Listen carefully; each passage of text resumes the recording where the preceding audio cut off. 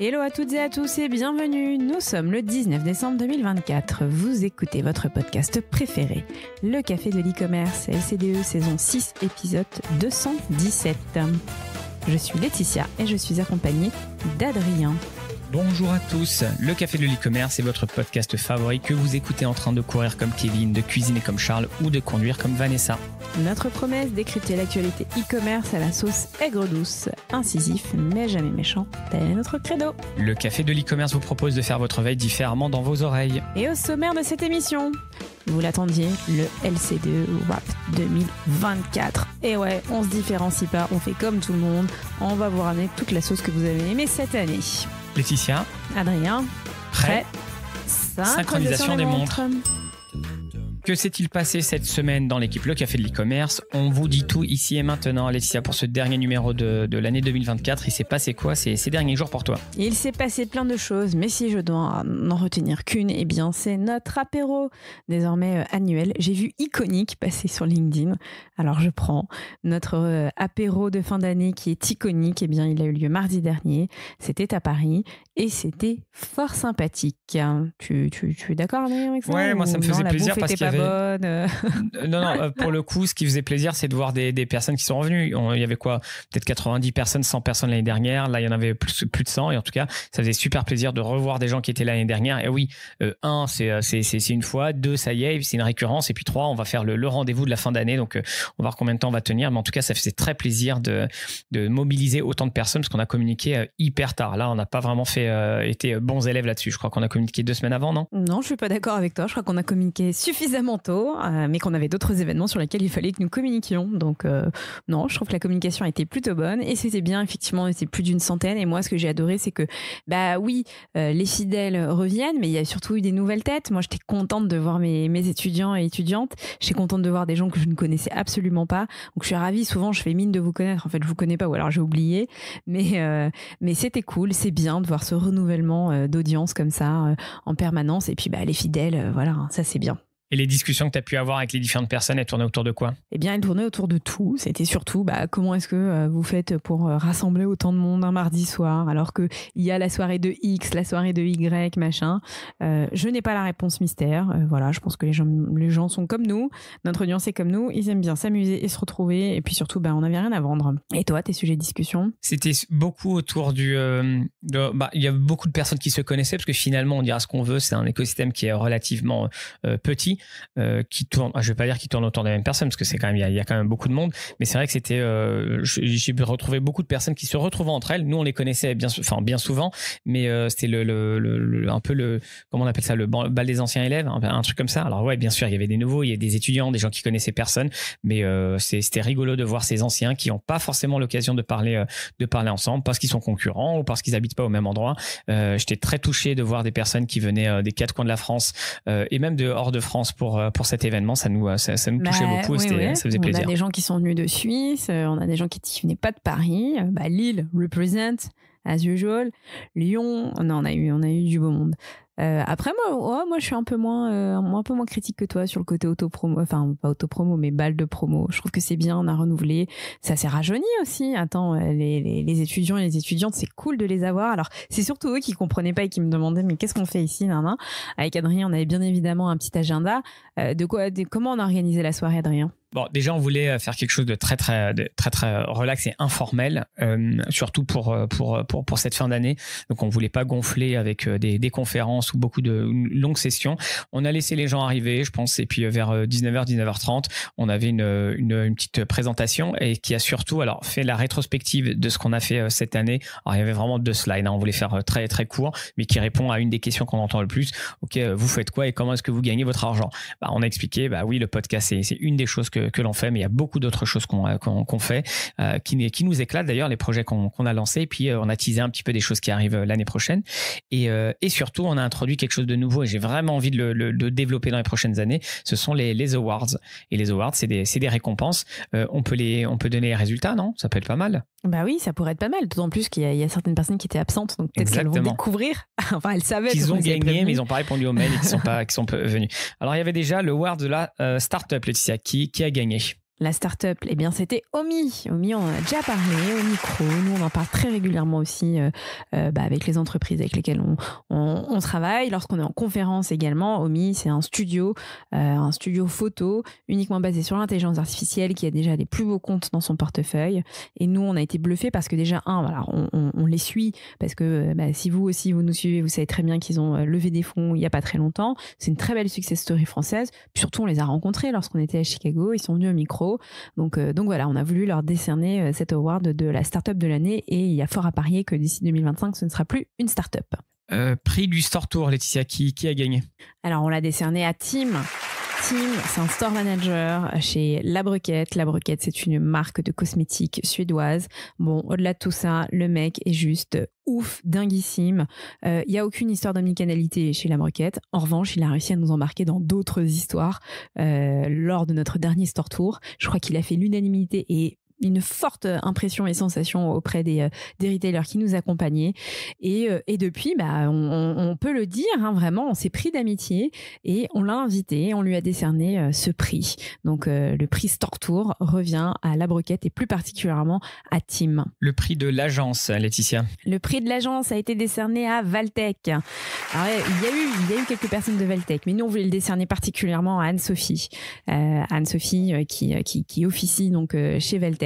On a pas mal travaillé avec Valtech plutôt sur cette fin d'année et de manière générale, moi je travaillais aussi avec Valtech dans mon autre vie. Ça s'est toujours bien passé, mais là ça s'est encore mieux passé que ce qu'on aurait pu espérer avec Valtech. C'est un petit peu comme dans les films ou les séries où on arrive, on a une idée folle, il n'y a même pas de slide, c'est juste une idée et ils disent go, on vous suit. Donc vraiment c'est merci. C'est comme aux États-Unis quoi. Ouais, on arrive à l'américaine, on fait l'américaine. Venez, on fait ça.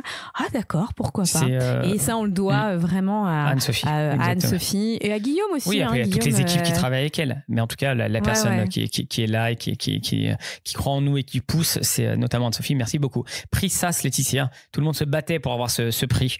Ils étaient même pas là, donc c'est ça qui est rigolo. Et ils étaient pas là. Non, il y avait quasiment tous leurs concurrents. Ouais, c'était rigolo. Alors, qui a gagné? Et c'est Stripe. Prix SAS, parce que pareil, on a passé une bonne année aux côtés de Stripe. On a vu leur évolution, mention spéciale sur le Tap to Pay. Nous, on voyait les démos un petit peu, un peu en amont de quand c'est arrivé en France. Et ils sont cool, quoi. Ça se passe bien. On croit toujours dans le produit, nous, et on sait que le produit va vraiment, j'ai pas envie de dire révolutionner, mais en tout cas suivre sa belle évolution dans le paiement. Et enfin, le dernier prix, on l'a décerné, on l'a appelé le prix Wire. Laetitia, à qui l'a-t-on décerné? Eh bien, nous l'avons décerné à Marie Darmon. Alors, Wire, c'est pour Women in Retail and E-Commerce, qui est pareil, là, ce petit projet foufou qu'on a présenté à plusieurs agences et plusieurs SaaS, qui nous ont dit, ouais, ça pourrait être bien. Eh ben, il y en a une qui nous a dit, ça pourrait être génial et je suis là et je vous aide. Eh ben, c'est Marie Darmon. Et au-delà de tout ce qu'elle peut faire, pour nous, c'est aussi pour l'écosystème e-commerce et notamment ce qu'elle fait, son engagement auprès des femmes de l'e-commerce. Donc, merci encore Marie Darmon. Merci à tous. On s'est baladé avec notre micro pour récupérer des petites capsules sur un peu comment l'audience, la communauté voyait l'année 2025 et on vous met tout ça à la fin de l'épisode, donc restez bien jusqu'au bout. Il n'y a pas eu de Grady Awards. Peut-être qu'on devrait faire le Grady Awards un jour. C'est pour tailler, c'est ça? Même ceux qui gagnent, ils ne viendront pas. Donc ceux qui, c'est pas vraiment pour tailler. Non, c'est plutôt en mais on pourrait faire en tout cas des catégories un peu rigolotes. T'as raison. Là, on était relativement classique. Des catégories plus rigolotes. On se moque jamais des gens, nous. Attends, le award du fail de l'année, ou je sais pas quoi, ou la nomination ratée, ou je sais pas quoi, ou la punchline débile. Ou l'annonce de levée, what the fuck. Oui, c'est ça. Parmi toutes les. Ouais, c'est vrai. Et on reprend nos rubriques là. Non, mais c'est exactement ça. C'est ce que je disais. Ça peut être. Et on s'en balèque, et voilà. Et ça va, on a déjà les deux prix. Autre chose, Laetitia, cette semaine? Alors, non, pas cette semaine. En revanche, les semaines à venir, c'est bien qu'on en parle parce que franchement, ça va arriver vite. Donc là, il y a eu l'apéro ici à Paris, mais très vite, il va y avoir d'autres choses. Et ailleurs, le prochain apéro qu'on organise, c'est à New York. Et on l'organise le samedi 11 janvier prochain. C'est un jour avant le début de la NRF. Venez toutes et tous. Vous n'êtes pas obligé de montrer votre carte de presse ou votre carte de retailer. Venez, ça se passe dans un hôtel qu'on aime beaucoup avec Adrien. On a fait beaucoup de réunions à New York dans cet hôtel. Ce sera au Harlow Hotel, c'est Midtown, c'est à côté du Javits Center. Vous n'avez aucune excuse pour ne pas venir. Laetitia, est-ce qu'on sent bourgeoise? On a commencé un apéro à 2 au Champeau et puis maintenant tu nous balances des trucs à New York dans un hôtel 5 étoiles. C'est quoi ce bordel? Mais j'ai encore mieux que New York. J'ai Lille. Ouais, Lille, il faut qu'on en parle. Lille, ça va être la folie. C'est Back From NRF. Le premier qu'on va faire, il aura lieu à Lille et c'est le 21 janvier. Réservé aux retailers only. Pareil, on vous met la description, enfin le lien pour vous inscrire. Et puis après, le 23, 2 jours après, ce sera à Paris en format After Work.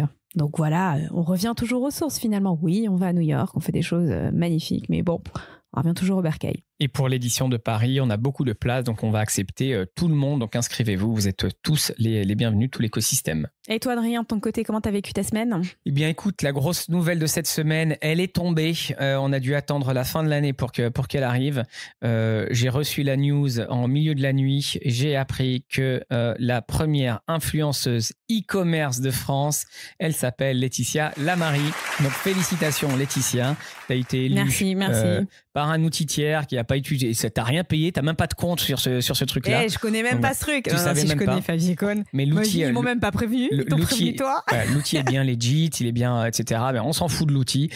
Tu as des centaines, des milliers. Enfin, il traque tous les influenceurs en fonction des catégories.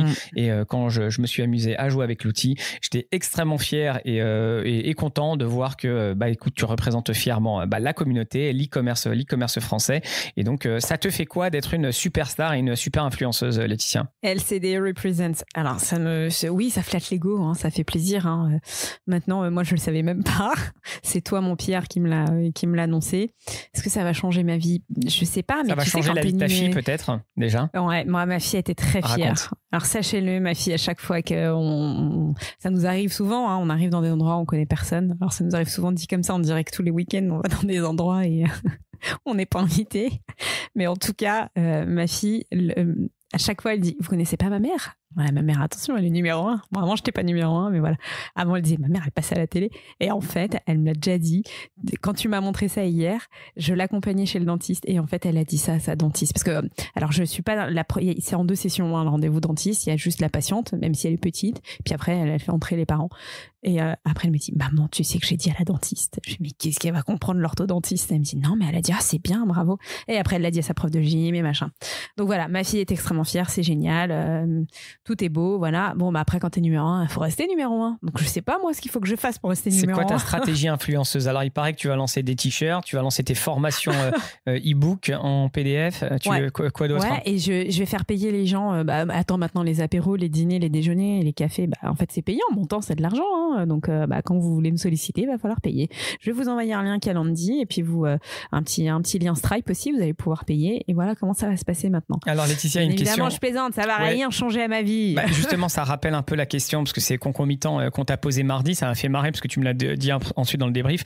On t'a posé la question, comment tu fais pour pas avoir la grosse tête, Laetitia ? Et surtout maintenant, la double grosse tête.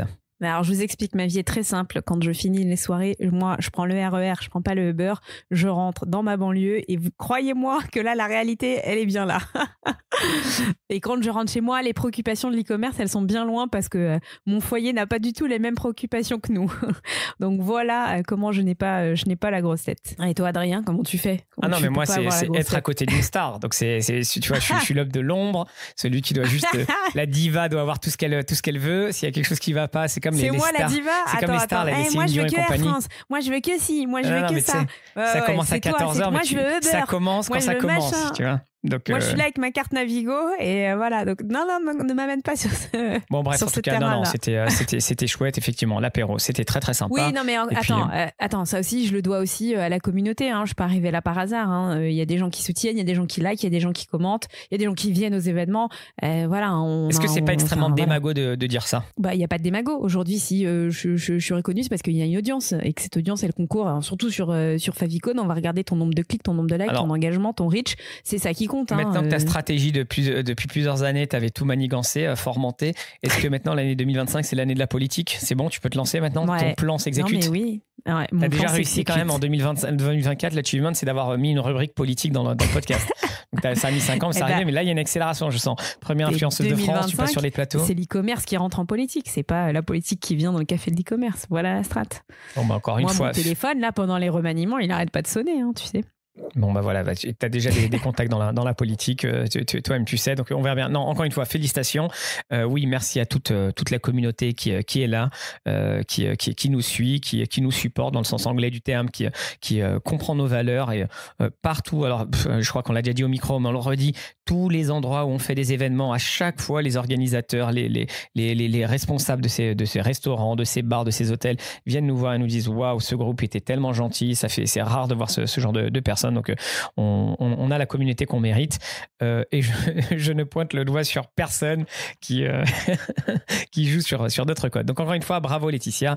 Félicitations. Et je suis extrêmement fier et flatté de travailler avec quelqu'un d'aussi brillant que toi. Merci. Mais écoute, c'est le plus beau cadeau de Noël que je pouvais recevoir. Et voilà. Et si je ne l'ai pas fait seul, c'est grâce à la communauté, mais c'est aussi grâce à toi. Hein. Je pense que.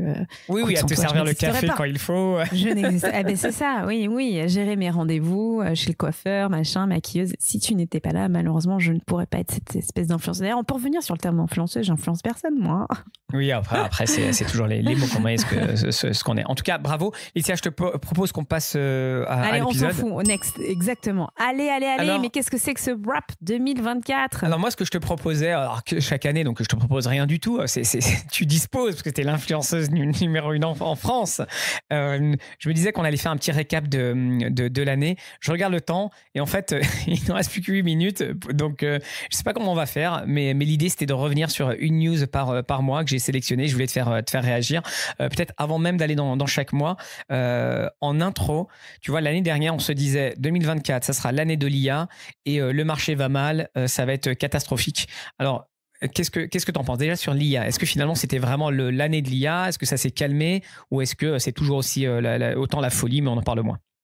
Écoute, je dirais que c'est toujours autant la folie et une folie qui a été dans tous les sens en fait. On a eu du what the fuck, on a eu des vrais cas sérieux, on a eu des vrais engagements de la part de la société, enfin de certaines sociétés et de la société d'ailleurs. C'est devenu d'ailleurs un sujet politique, l'intelligence artificielle. Et puis what the fuck, parce qu'en fait on voit aussi des gens qui te mettent de l'IA, voilà, typiquement ce qu'on annonçait il y a quelques années en disant mais attention, on va mettre de l'IA partout et le résultat va être du grand n'importe quoi. Je crois qu'on y est.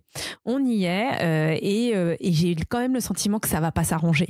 Donc c'est la petite crainte que j'ai. Et pourquoi ça va pas s'arranger, notamment avec l'élection de Donald Trump. Désolée, je reviens avec de la politique et de la géopolitique. Je crois vraiment que là on va assister au grand bal du grand n'importe quoi, le Far West. Et je crois aussi que malheureusement nous Français on va assister vraiment à la grande désillusion de l'intelligence artificielle européenne et française. J'ai vraiment du mal à voir comment est-ce qu'on va pouvoir émerger, faire émerger une grande intelligence artificielle française dans tout ce que je vois. Tu partages ça, Adrien ? Sur l'angle commerce, IA commerce, il y a clairement, et ça on le voit notamment quand on voyage aux États-Unis ou un peu partout dans le monde, une communication différente où la première année, fallait mettre ce mot partout et ça buzzait. Et là, depuis notamment, on va dire, la deuxième partie de l'année, l'IA est toujours utilisée partout, mais finalement, tu mets des filtres, un peu comme à l'époque des pubs, des pop-up, des machins, des trucs, accepter les cookies. Tu le vois peut-être moins et tu commences à voir beaucoup plus de use case, de retour d'expérience, des choses qui marchent, des choses qui marchent pas et c'est pas magique. Donc ça, c'est la bonne nouvelle. L'IA, c'est pas magique, ça marche pas partout. Il y a plein de trucs où ça ne marche pas. Et donc, je trouve que oui, c'était l'année de l'IA, mais un peu comme le Garton of Forrester, je sais plus, la Wave, où il t'explique que c'est en pic, c'est le buzz, et puis ensuite, tu as une petite désillusion et ça remonte. Je sens que la désillusion, on n'y est peut-être pas encore, mais en tout cas, là, on est un peu plus posé qu'il y a 2 ans. Et certes, dernière semaine, c'est juste la folie, avec notamment les vidéos, avec ce qui se passe côté de X, ouais. Côté Twitter. Donc oui, effectivement, 2025, ça va être pas mal. Et est-ce que c'était tant la merde que ça cette année, Laetitia, en e-commerce ou sur le marché français, on va dire? Ouais, franchement, oui. Et je vais te dire, les indicateurs, ils sont simples. Les licenciements. Alors, c'est marrant parce que je dirais que 2020, 2021, tu sais, il y avait cette grande vague sur LinkedIn où tout le monde affichait son licenciement. C'était limite, je sais pas, j'ai pas envie de dire que ça faisait cool, mais tu vois, de dire, je fais partie de la charrette, vas-y, je suis dispo. Hein. Là, on sait qu'il y a des petites charrettes et les gens ont un peu moins de, ce côté résilient et se remettent moins vite sur le côté sur le marché, et du coup sont plus de côté. Je sens que chez les retailers, ça malheureusement, ça dégraisse. et ça me fait extrêmement mal au cœur. Et du coup, quand il y a plus de budget RH, et surtout quand il y a plus les bonnes têtes pour faire avancer et pour côté innovation, ça ralentit tous les projets. Donc je sens aussi qu'il y a pas mal de projets qui sont ralentis côté e-commerce. Alors je parle marque, mais chez les éditeurs, ça s'est un peu calmé chez les éditeurs, le grand bal des layoffs. On est au carrefour de cet écosystème, donc on parle avec beaucoup de monde. Quand une marque, une enseigne ferme, ça va faire la une des journaux, donc on va le voir. Et c'est triste, d'ailleurs, chaque mois, il y a des marques qui ont fermé. Je voulais pas aller dans le glauque et dans le cimetière des enseignes, parce que c'était, on voulait finir avec un épisode un peu plus feel good. Quand c'est une agence, ils virent des gens, parce qu'ils n'ont plus de projet, et quand c'est des techs, on n'entend pas parler. Et donc nous, on a les insights parce qu'on parle avec le marché, mais il y a énormément de boîtes, alors soit qu'elles se sont fait racheter pour 1 euro, ou soit juste qui ont mis la clé sous la porte et personne n'en entend parler. Du jour au lendemain, elle a juste fermé. Donc oui, c'est extrêmement fragile, et ceux qui sont en poste sont pas à l'aise, sont à risque. Donc malheureusement, l'année 2024 n'était pas du tout c'était pas fun du tout. C'est et tu le sens aussi quand tu discutes. Côté levée de fonds, côté start-up, franchement, nous là, si on fait le récap à chaque fois dans notre rubrique levée de fonds, rachat, c'est pas folichon, on a connu des années beaucoup plus fastes, mais en même temps, fallait bien que tout ça se calme. Donc voilà, et encore une fois, on l'avait prédit, c'était prévisible. Maintenant, c'est comment on se relève de tout ça, comment est-ce qu'on apprend déjà de ses erreurs, et comment est-ce qu'on se relève. Il va falloir faire preuve de beaucoup d'ingéniosité, d'intelligence et de résilience. Les 12 travaux d'Hercule du e-commerce, mais vous le savez, à chaque fin d'année, on vient et on fait notre petit récap, quoi, en mode les 12 travaux d'Hercule. Alors, cette année, c'était 12 mois fort intensifs, et comme d'habitude, on commence toujours en janvier avec un événement fort, la NRF. Adrien, raconte-nous tout. Janvier 2024, NRF. Janvier NRF, grosse session. Tu vois, 12 mois plus tard, le retour que j'ai, c'est on savait que ça allait mal. Il y avait quand même l'effervescence des États-Unis qui sont quand même beaucoup plus optimistes sur le marché. Et 12 mois plus tard, je me rends compte finalement ça fonctionne, cet optimisme. Alors oui, il y a eu politiquement, ils ont changé de président, il y a eu beaucoup d'impact, mais je peux pas m'empêcher de dire que ça a quand même un petit peu mieux. C'est moins pire aux États-Unis qu'en France, en tout cas en cette année 2024, et que cette culture du partage, de l'échange, du réseautage, elle a finalement ses bénéfices. C'est quoi ton retour sur l'ANRF? La NRF, c'est toujours très très bien, c'est toujours un accélérateur de tout, voilà, de réseau, de business, de tout ce que vous voulez, mais c'est extrêmement fatigant. Mais on y retourne pour autant chaque année. On est clairement picousé NRF. Pour nous, c'est évident qu'il faut y être, et c'est là où on prend, c'est pas qu'on pique les tendances, mais en tout cas on s'inspire beaucoup de ce qui se passe. Et puis bien souvent, ce qu'on entend à New York ne résonne absolument pas en Europe, mais c'est bien justement qu'on vienne un peu secouer et confronter sa vision du monde.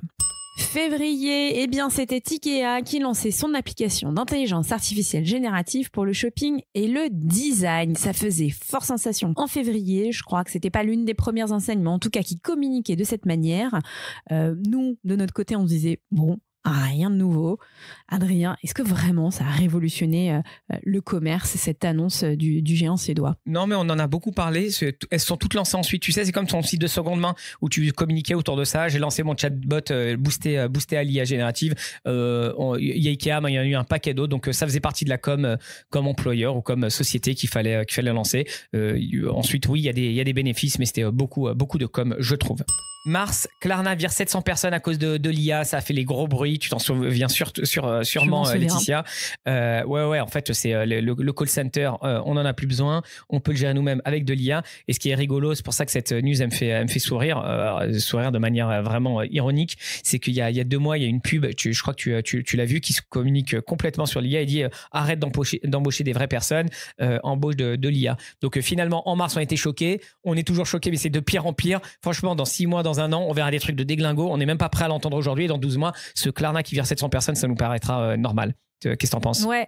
Je pense que c'est dramatique de se dire que c'est normal, et d'ailleurs j'ai été interpellée sur LinkedIn dans mes messages privés par quelqu'un qui rebondissait sur un article que j'avais rédigé notamment sur les licenciements qui touchaient principalement les femmes, et là elle me dit mais t'as oublié un truc, c'est un vieil article, et elle me dit mais t'as oublié quelque chose, c'est surtout que quand on met de l'intelligence artificielle, si on doit virer quelqu'un, ça va être principalement des femmes.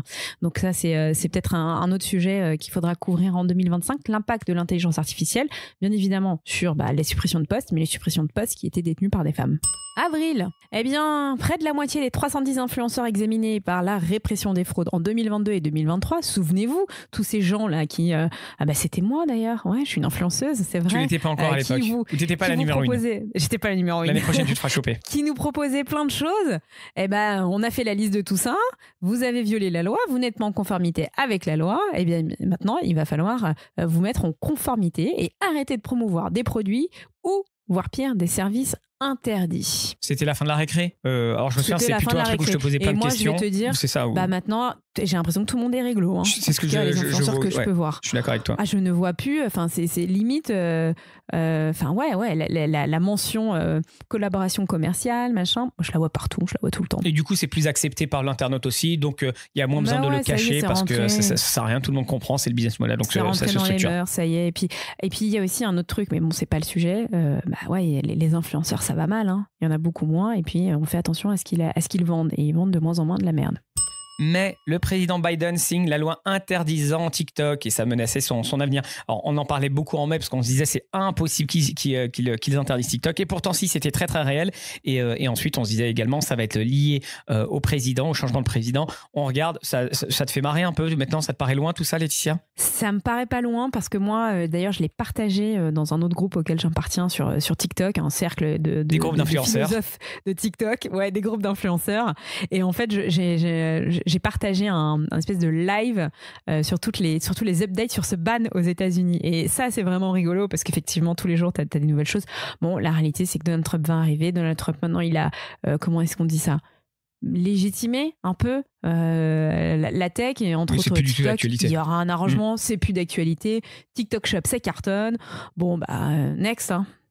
Juin, Shopify a atteint le milliard de GMV cumulé. Est-ce qu'il y a eu un mois, Adrien, dans cette année 2024 où on n'a pas célébré les succès de Shopify ? C'était difficile de choisir dans quel... Il fallait parler de Shopify cette année, bien sûr.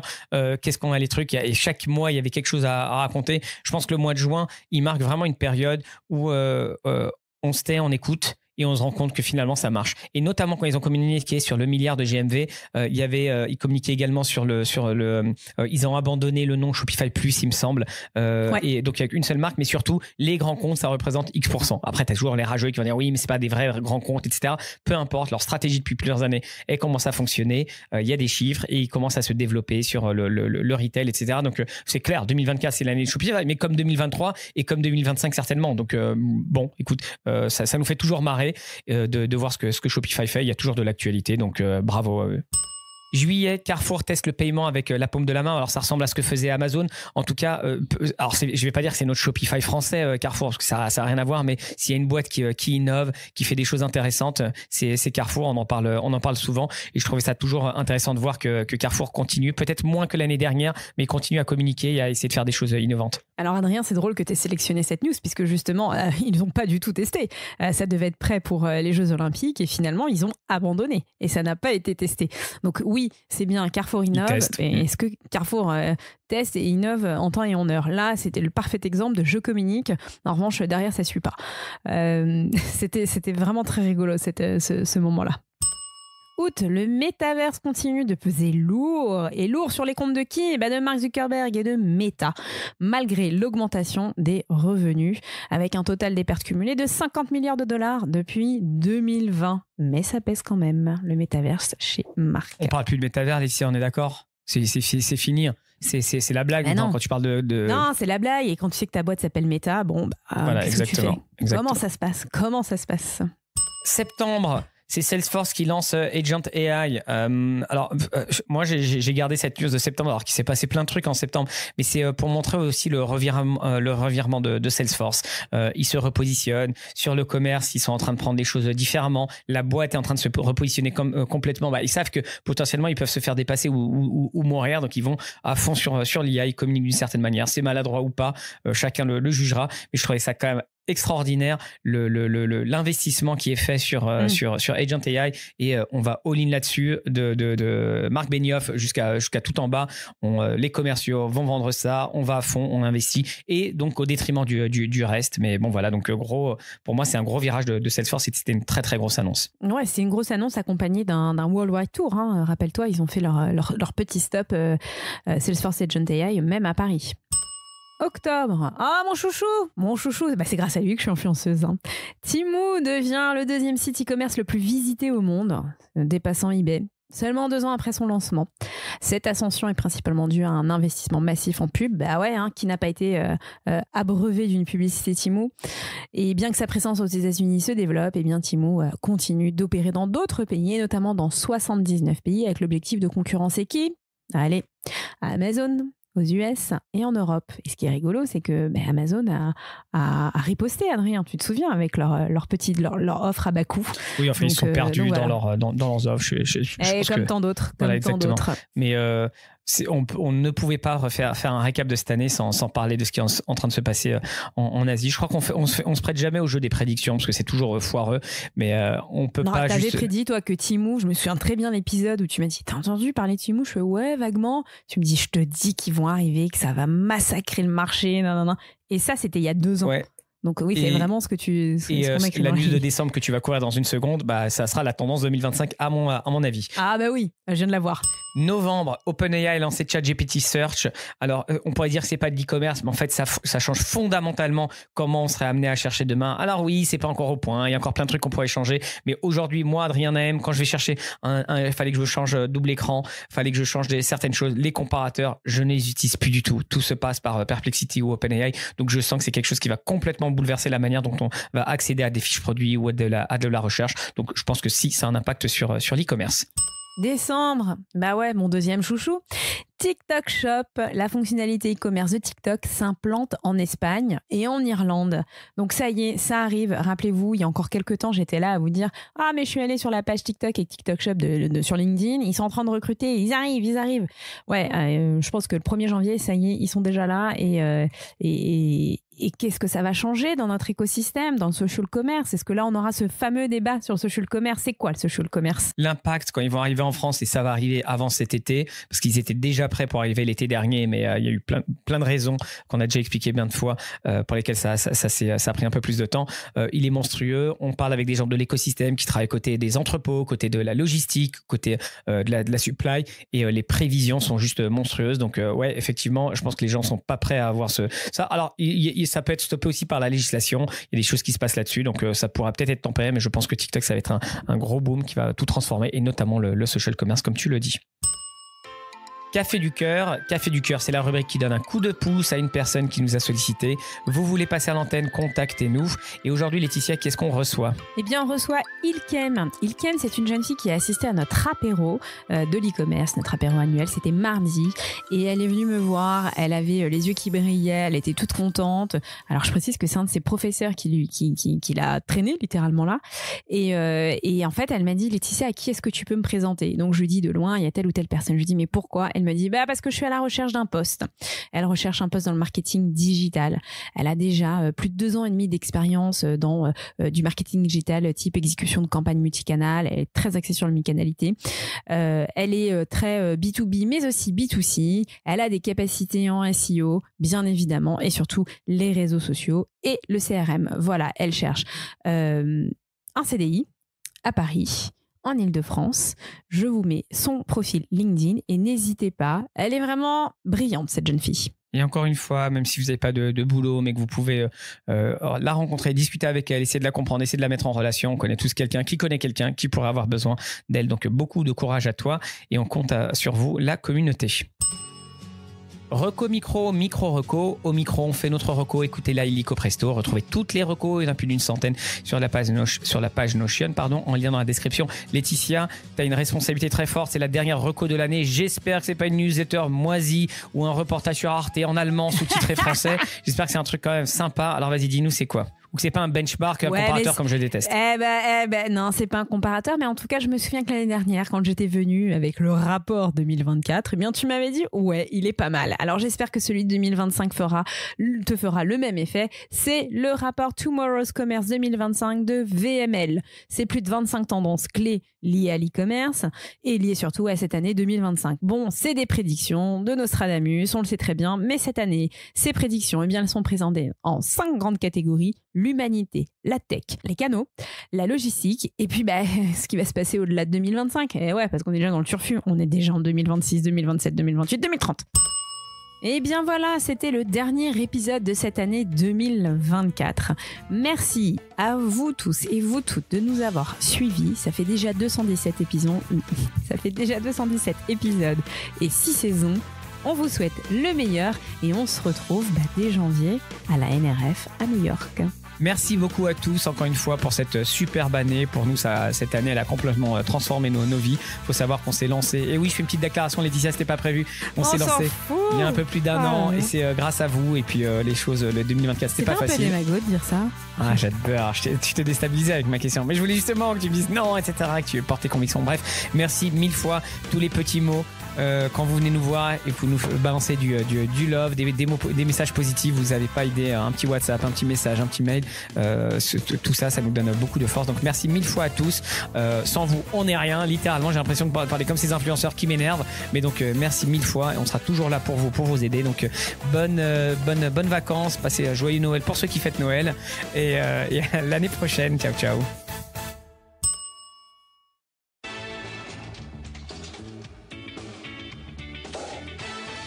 Le mec est devenu woke. Non, c'est sérieux que je suis open parce que je suis avec des gens maintenant qui viennent de tous les concernés. Ah non, mais c'est la discussion qu'on avait tout à l'heure. Quand t'es conditionné, quand t'es matrixé, tu sais pas qu'il y a un autre monde qui existe qui est pas le tien. Donc, non, mais t'es devenu woke. C'est ça le woke, je suis pas sûr. Woke, c'est promouvoir quelque chose à l'outrance. Mais bon, écoute. Non, c'est pas vraiment ça. C'est aussi se dire que, comme tu viens de le dire, il y a d'autres mondes qui existent à part le tien et que, effectivement, tout le monde ne fête pas Noël. Et au-delà des convictions religieuses, il y a d'autres circonstances qui font que tout le monde n'est pas happé par les fêtes de fin d'année.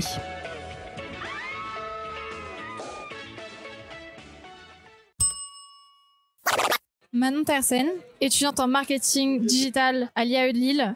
Et la tendance 2025, c'est Maison Margiela Spring Summer 2024. Hogan Emojinson, société Enego, donc conseil en stratégie. La tendance pour 2025, c'est la prise en main de l'IA par toutes les personnes qui n'y avaient pas accès, parce que l'IA n'est pas nouveau, mais là le fait de l'arrivée de ChatGPT permet à tout le monde de tester, d'essayer, de creuser, et donc je pense que ça va vraiment être avec la guerre que tous les acteurs se font. Chaque semaine on a des nouveautés, donc l'IA à tous les niveaux. Kevin Dejour. Je travaille pour Euroink, l'éditeur de logiciels e-commerce B2B. Bonne question, je crois que personne ne sait. Bonjour, Jessica Boaziz, Lamalo Consulting. À mon avis, ça va être le rose. Victor Barthélic, DevPunks. Les tendances 2025, la disruption, la transformation, l'agilité, l'efficacité, la surprise. Hervé Guillaume, Consulting. Ça va être l'IA, comme d'habitude. Bonjour, je m'appelle Julia Filien.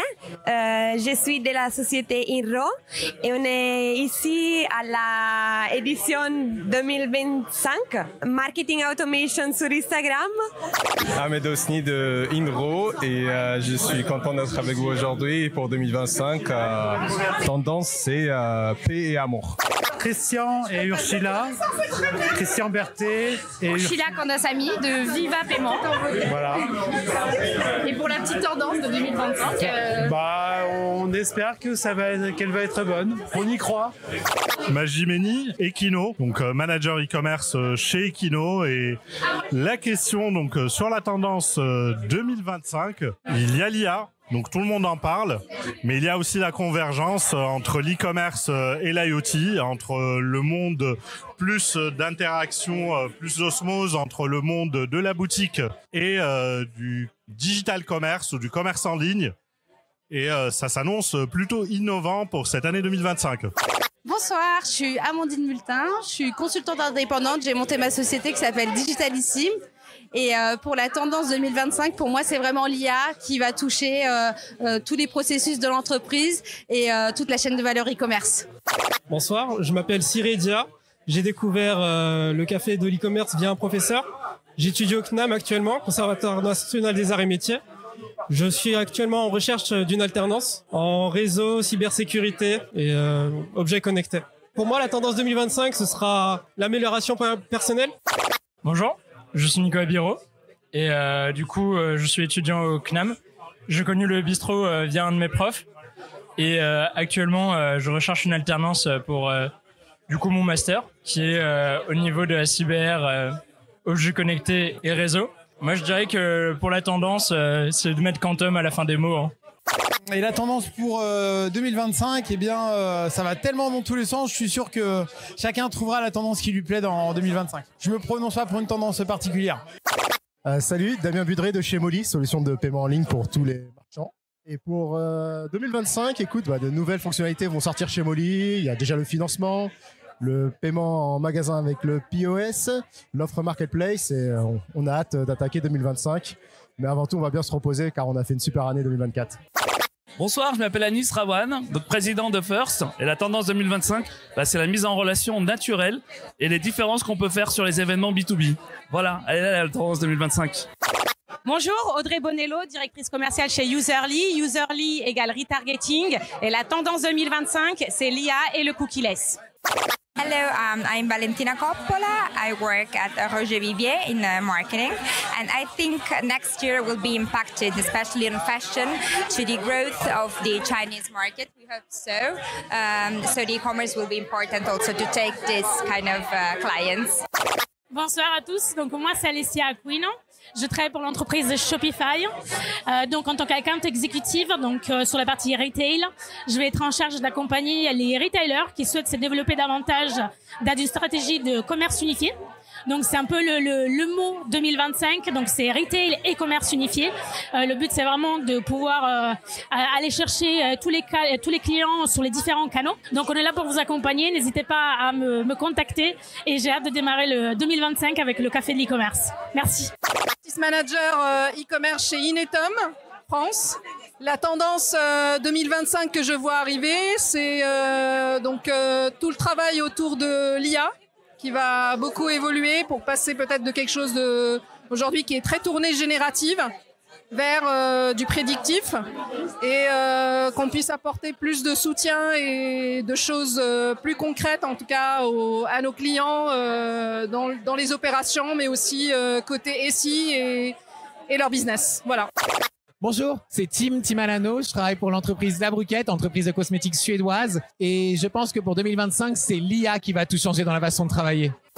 Oui, bonjour, Cédric Poncelet, Euratechnologie. Moi, ma tendance pour 2025, c'est toujours plus de collaboration parce que dans ces moments difficiles, il faut savoir bosser les uns avec les autres pour créer toujours plus de valeur. Delphine Audibert, Jacadi. Je dirais qu'en 2025, ce sera vraiment l'année du client. Pour moi, le client sera en repli sur lui-même et donc le développement de la relation avec le client, l'écoute, l'accueil, l'expérience client sera vraiment clé pour réussir cette année 2025. Bonjour, je suis Aurore de Booksy, en charge des partenariats. Et ma tendance pour 2025, moi je parlerai plus d'excellence opérationnelle en magasin. Aller chercher des projets héroïstes qui rapportent autant à la marque qu'aux clients et d'avoir une logique très humain. Chez Booksy, on parle de make commerce more human pour en fait rapprocher toujours plus les marques de leurs clients, créer de l'émotion et créer des souvenirs et donc de l'attachement aux marques. Eva Bedrossian, Digital AI chez Salesforce. Donc, je vends marketing cloud et commerce cloud. Et pour moi, la tendance de l'année prochaine, c'est le checkout optimisé avec TapBuy.